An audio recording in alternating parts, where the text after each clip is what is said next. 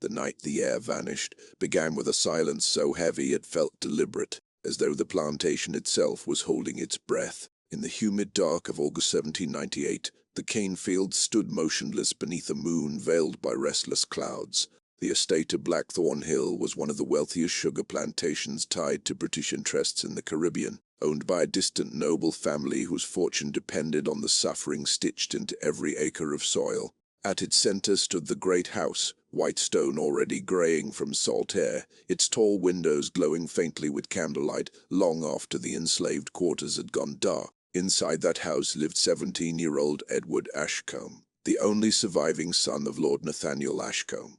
A man who had never set foot on the island yet claimed every life upon it as property. Edward was not meant to inherit the island itself, only the profit. His education had been shaped in England, his manners polished for Parliament, yet he had been sent across the Atlantic months earlier, after rumours reached London that unrest was spreading among the enslaved labourers. Official letters described small incidents: tools misplaced, sugar stores contaminated, whispered gatherings after curfew.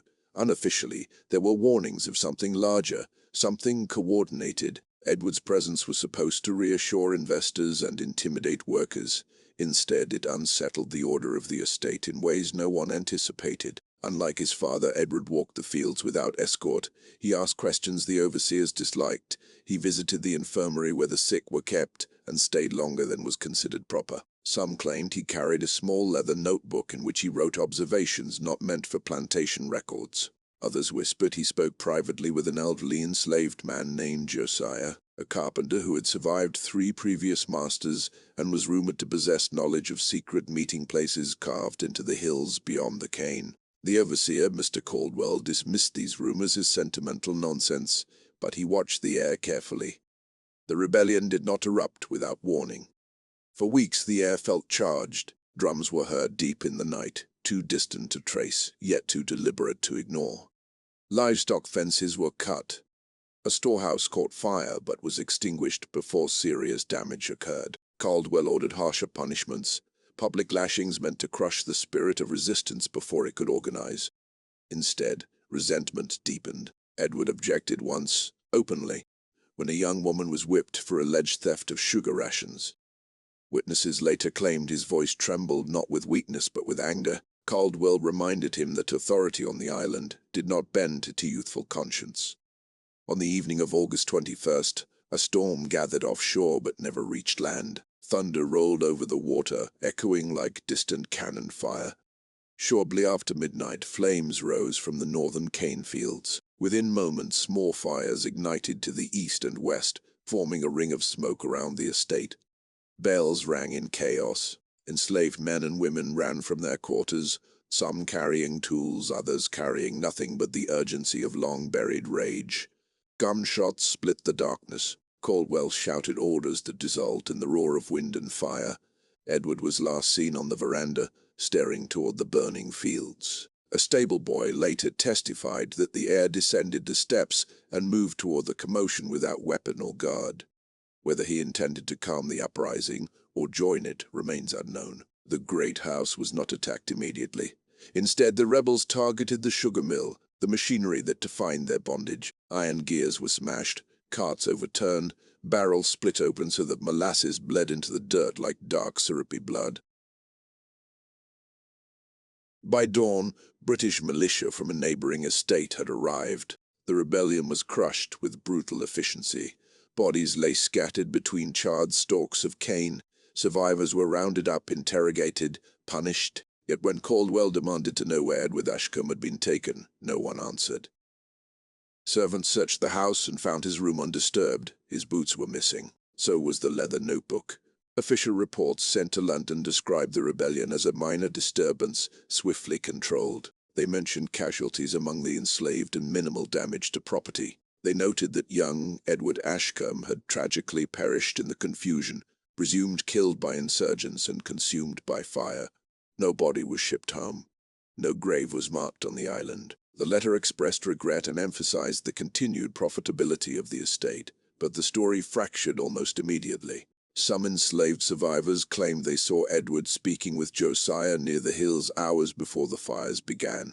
Others insisted he had been captured and executed by rebels seeking symbolic revenge. A third account, whispered only at night, suggested he had removed his fine coat and walked willingly into the cane fields as flames rose, disappearing not as a victim but as a participant. Josiah was executed within days, accused of orchestrating the revolt. Before his death, he reportedly told a fellow prisoner that the heir was neither dead nor captive, but free in a way none of them yet understood. The statement was dismissed as madness. Still, it lingered. Months later, a merchant ship docking in Bristol carried an unsigned letter addressed to a minor clerk in the Ashcombe estate office. The letter claimed Edward had uncovered financial records proving his father intended to expand the plantation by illegally importing additional enslaved people, despite mounting abolitionist pressure. In Britain, it alleged Edward had been horrified, torn between loyalty to blood and conscience. The letter ended with a single cryptic line stating that sometimes disappearance is the only inheritance worth claiming. The clerk who received it reportedly burned the letter after copying its contents into a private journal that has never been found. Meanwhile, rumors on the island grew stranger. Travelers passing through nearby ports spoke of a pale young man living among maroons in the interior mountains, teaching children to read by candlelight. Others claimed a British accent could be heard among rebel camps planning future uprisings. No solid proof emerged. The militia conducted searches, but found only abandoned shelters and smouldering campfires. Lord Nathaniel Ashcombe never publicly questioned the official account of his son's death. In Parliament, he argued fiercely against abolition, citing the supposed savagery of colonial unrest as evidence that strict control was necessary. Observers noted a coldness in his demeanor, as though grief had been replaced by calculation. Within a year, Blackthorn Hill Plantation was transferred to new management. Financial ledgers from 1797 to 1799 were mysteriously incomplete, pages torn out or ink smeared beyond legibility. Decades later, after Britain abolished the slave trade and eventually slavery itself, former enslaved families told stories of a young white man who once listened more than he spoke. They described how he asked about their names before bondage, about songs remembered from Africa, about dreams that did not involve chains. In their telling, he was neither hero nor savior, but a witness who chose to step beyond the role assigned to him. They said he vanished into the hills on the night of fire, and never returned because returning would have meant becoming what he despised. Yet skeptics argue that such tales romanticize a brutal system. They point out the lack of tangible evidence, no verified sightings, no preserved letters in Edward's handwriting after that night. Plantation archives in London maintain the official stance that he died during a violent uprising. Insurance claims filed by the Ashcombe family list his death as confirmed. Compensation records following abolition show payments made to the family for loss of enslaved labor, but make no reference to a missing heir. What deepens the mystery is a discovery made in 1842 when renovations to the ruins of the old sugar mill uncovered a sealed glass bottle buried beneath a collapsed beam. Inside was a scrap of parchment bearing a single sentence in careful script. The fire was the beginning, not the end. The handwriting did not match plantation ledgers signed by Caldwell. Some experts believe it resembled samples of Edward's youthful correspondence preserved in English archives. The bottle disappeared shortly after being catalogued, reportedly taken by a private collector, whose estate later burned in an unrelated accident. Was Edward Ashcombe murdered in the chaos, his body lost to ash and secrecy because acknowledging his death at rebel hands would have emboldened abolitionists? Did he orchestrate his own disappearance to escape a legacy built on human suffering? Or did his father arrange a covert extraction, spirating him back to England under a different name to avoid scandal? Each theory carries weight, yet none closes the circle. In the cane fields where fire once raged, sugar still grows. Tour guides speak cautiously of a forgotten heir whose fate remains uncertain. Some nights, locals claim the wind through the stalks sounds like distant drums echoing a rebellion never fully extinguished, and in quiet archives across Britain, gaps in the record persist.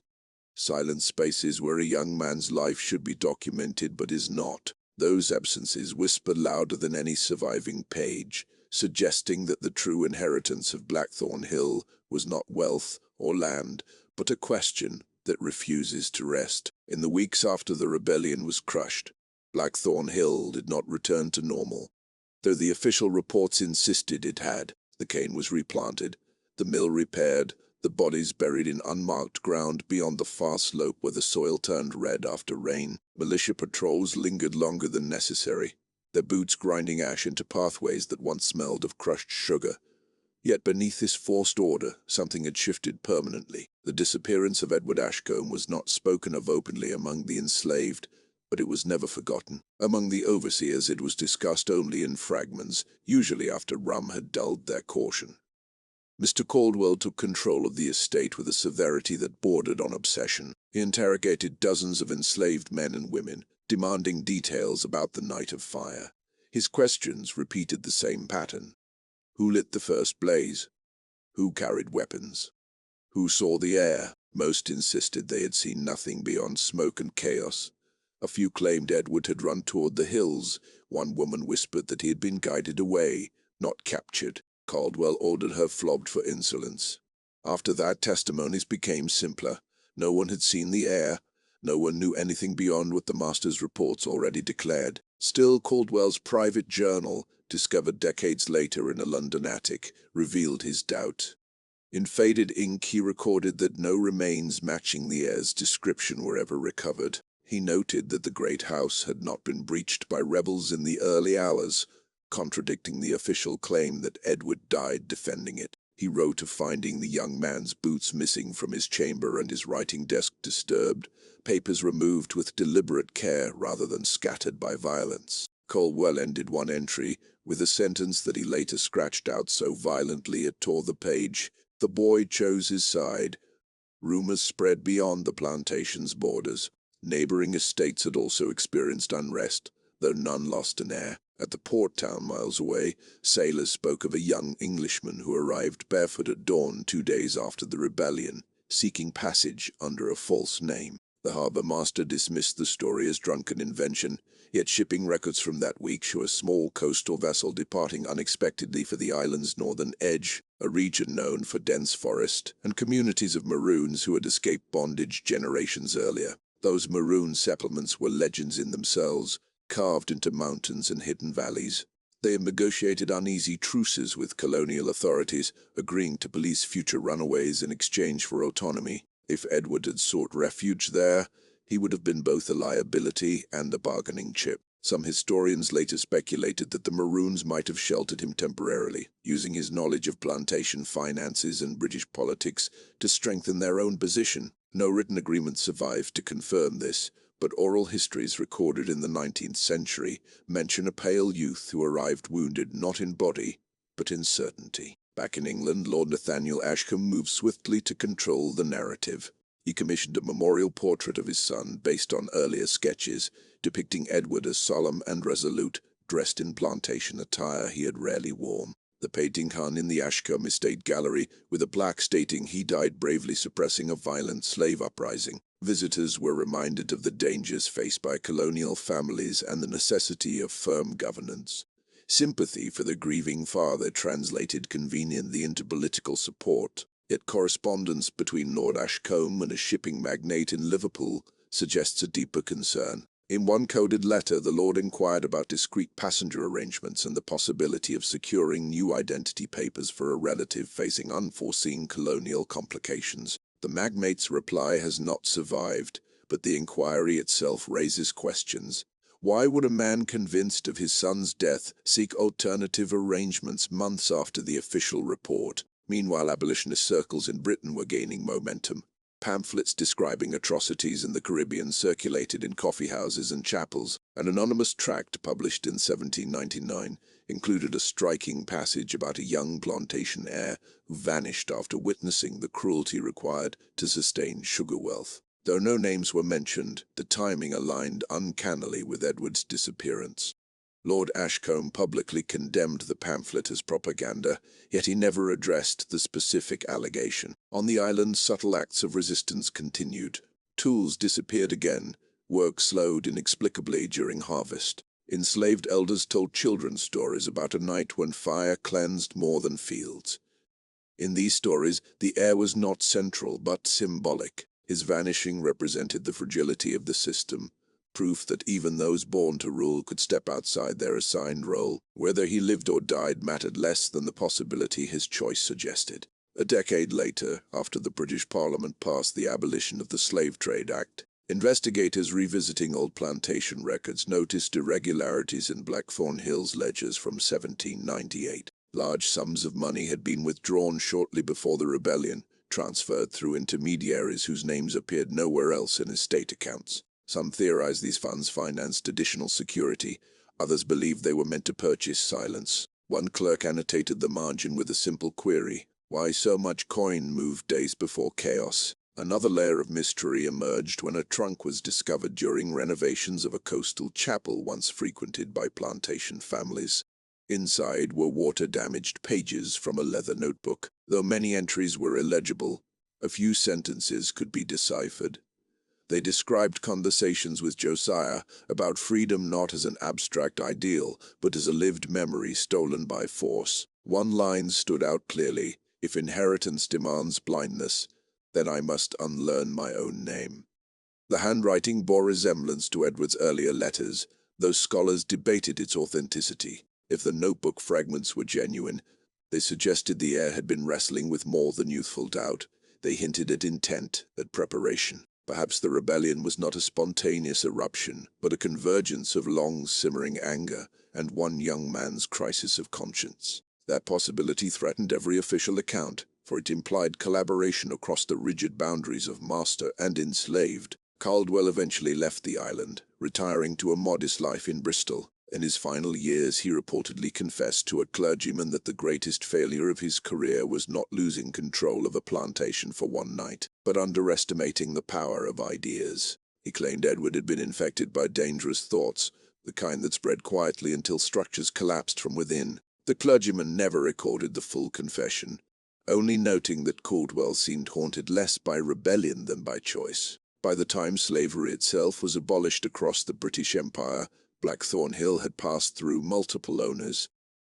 The great house fell into disrepair, its walls scarred by storms. Travelers who visited the ruins wrote of an oppressive stillness, as if history lingered there unresolved. Some claimed to see a figure standing at the edge of the fields at dusk, dressed neither as master nor laborer, but as something in between, watching the horizon where sea met sky. Whether Edward Ashcombe perished in flames, escaped into the mountains, or was quietly extracted under his father's command, his disappearance became a fracture in the plantation's story. It exposed the instability beneath wealth built on bondage. It suggested that rebellion could reach beyond fields and into bloodlines, and it left behind a silence more unsettling than any confirmed death. A silence that continues to invite speculation long after the cane has been cut and the empire that profited from it has been forced to confront its own shadow. Years passed, yet the shadow of 1798 refused to fade. By the early 19th century, the island had changed in subtle but undeniable ways. British patrol ships still guarded the coasts, and plantation owners still counted profits by the ton of sugar exported to London and Bristol. But conversations in drawing rooms grew more cautious.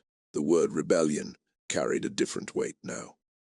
It was no longer dismissed as isolated savagery, but feared as a coordinated possibility, and at the center of that fear lingered the unsolved question of Edward Ashcombe. Newspapers in Britain occasionally referenced the uprising in brief columns, usually framed as proof of colonial volatility. Each article repeated the same line that the young heir died heroically during the disturbance, yet private letters circulating among merchants and minor officials told a more complicated story. One such letter, written in 1803 by a junior clerk stationed near the island's capital, described meeting a traveler whose accent was unmistakably English, refined yet strained by years in a harsher climate. The traveler avoided eye contact, paid only in coin minted before 1798, and asked detailed questions about ships departing for the American mainland. The clerk ended his letter with a curious remark that the stranger bore an uncanny resemblance to a portrait he had once seen of a certain lost plantation heir. Around the same time, whispers emerged from the southern marshlands where small communities of formerly enslaved people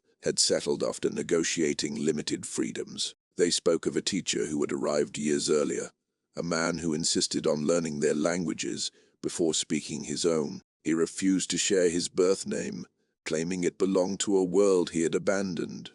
He possessed knowledge of British law and plantation accounting that seemed improbable for a runaway laborer. He warned them of new legislation forming in London, predicting the abolition of the slave trade nearly 4 years before it occurred. When asked how he knew such things, he would only say that some houses have thin walls and thinner loyalties. These accounts might have remained folklore if not for an incident in 1805 when colonial authorities intercepted a coded message believed to be circulating among Maroon leaders. The message referenced a contact known only as the Heir. It advised caution, suggested supply routes, and mentioned sympathizers within shipping companies who opposed the expansion of slavery. The governor dismissed it publicly as fabrication meant to unsettle plantation investors. Privately, he ordered renewed surveillance of mountain settlements. No arrests followed, and the message's author was never identified.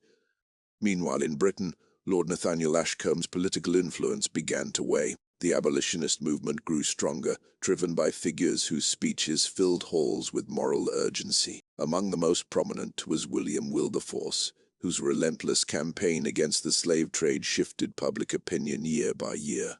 Ashcombe opposed him fiercely, arguing that the empire's stability depended on colonial discipline. Observers noted that whenever debates turned to personal testimonies of cruelty, Ashcombe's composure faltered briefly before hardening again. Some speculated that his certainty had been cracked long ago on a distant island when his son vanished into smoke. In 1807, when Britain officially abolished the transatlantic slave trade, celebrations erupted in certain quarters of London. Church bells rang. Pamphlets declared a moral victory. Yet on plantations like Blackthorn Hill, little changed overnight. Those already enslaved remained in bondage. Sugar still flowed, but something intangible shifted. The empire had admitted, however partially, that its foundations were stained. For families like the Ashcombes, whose wealth was interwoven with that system, the admission carried both financial and symbolic consequence. Shortly after the Abolition Act, a sealed envelope arrived at the Ashcombe estate in England. It bore no return address, only a wax seal impressed with a crude symbol resembling a cane stalk crossed by a quill. Inside was a single page containing a passage from Scripture about liberation, underlined twice. Beneath it, written in steady hand, were the words, "You taught me to read so that I might rule. I read instead so that I might see." The handwriting experts consulted decades later could not conclusively match it to Edward, but they acknowledged similarities to his earlier correspondence. Lord Ashcombe never publicly acknowledged receiving such a letter, yet estate records show he dismissed several long-serving staff members that same month, without explanation. Back on the island, Blackthorn Hill struggled economically. Soil exhaustion and increased scrutiny from British inspectors reduced output. Enslaved workers pushed boundaries more boldly, citing the growing abolitionist sentiment overseas. Stories of Edward resurfaced in new forms. Some said he had traveled north to the United States, blending into abolitionist networks there. Others claimed he remained on the island under a new identity, aging quietly among those he once would have commanded. A few insisted he had died long ago, his legend sustained only because it served as a symbol of hope. In 1812, during a violent hurricane that tore through the Caribbean, part of the ruined sugar mill at Blackthorn Hill collapsed further, revealing a hidden compartment beneath the stone flooring. Inside were rusted tools, scraps of fabric, and a small tin box containing dried ink and the quill. No documents survived the dampness, but the placement suggested someone had used the space as a temporary refuge or meeting point. Local law quickly linked the discovery to the missing heir and the rebellion's planners. Colonial officials dismissed the find as coincidence, yet they quietly reinforced patrols once more. As the decades moved toward full emancipation, the memory of 1798 evolved into cautionary tale and quiet inspiration simultaneously.